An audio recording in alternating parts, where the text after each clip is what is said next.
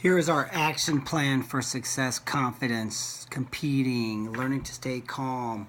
And that's a little article, kind of one page that I print up and share with our academy kids.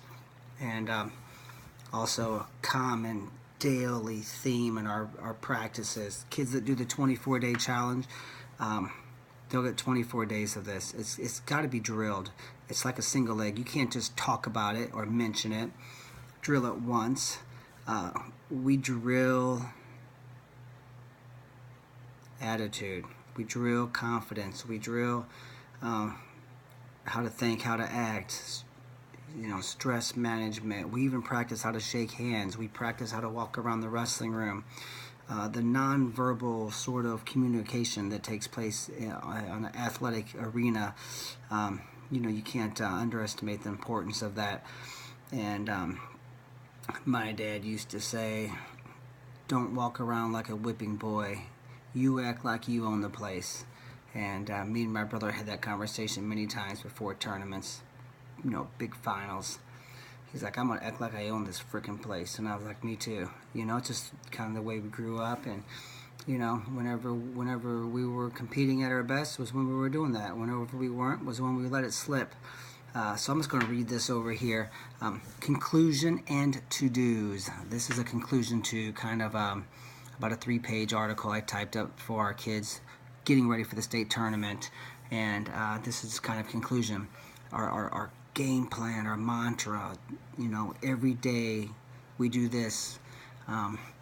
Act like you're the best. Breathe deep and slow and feel the confidence growing within you. Acting like you are the best provides all athletes with the perfect blend of aggression, calmness, confidence, relaxed tension, fun, excitement, and readiness.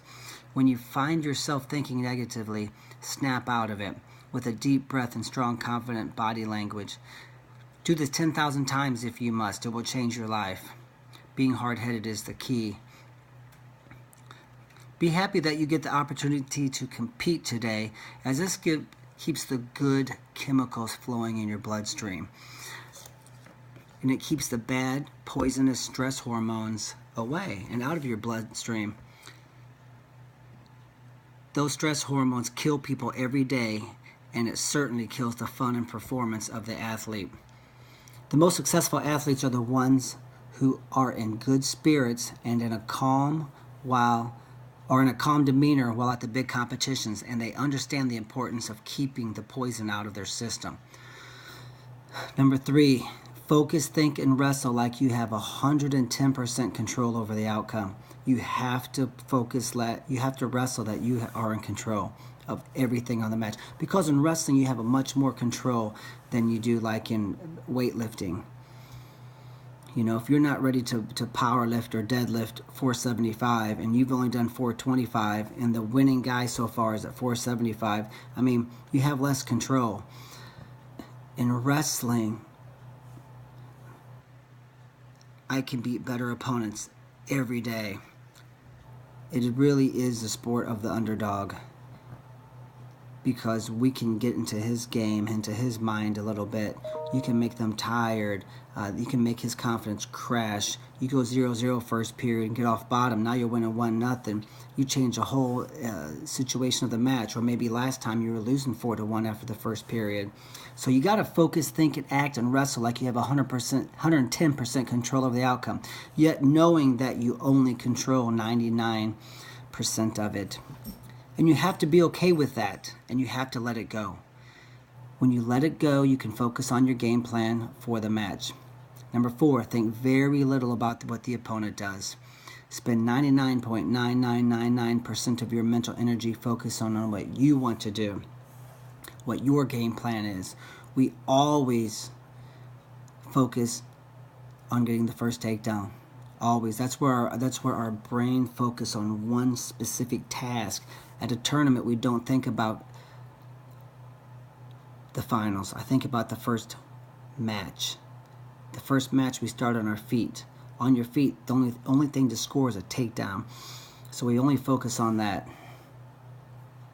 Our mantra is always this. It's been this way since the late 90s when I started our camp business and our academy.